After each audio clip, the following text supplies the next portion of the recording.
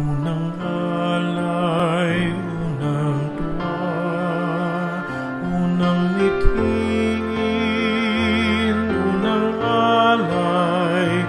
Magandang araw. Habang dumarami ang kabataang nagtatrabaho para makatulong sa pamilya at mga estudyanteng nagsusumikap sa gitna ng kakulangan sa suporta, nananatili silang tinig ng pag-asa at pagbabago sa ating lipunan. Hingin natin at isamo sa Panginoon ang patnubay upang hindi mawala ang sigla ng kanilang mga pangarap at maitaguyod ang isang lipunang tunay na kumakalinga sa kanila. Dinggin nawa ng ating Panginoon ang ating panalangin. Unang alay.